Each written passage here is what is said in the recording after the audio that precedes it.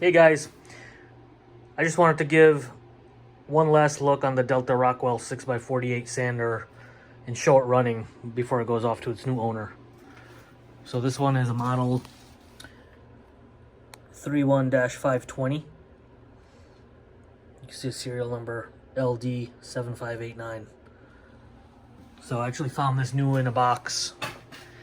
The only thing I had to do is rebuild the roller because the machine shop that I got it from must have snagged it for one of their units that was broken, and it was easier than swapping everything over.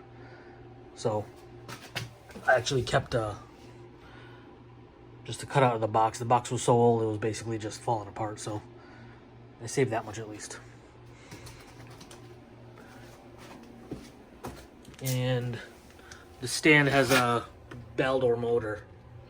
I actually rebuilt that motor because the sander I bought with a separate stand and the motor was too fast. It was actually for a bandsaw, but luckily I had a 1 horsepower Baldor 1725 RPM motor.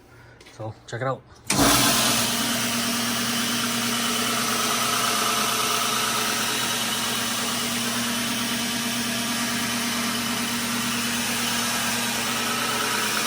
Put the motor cover back on.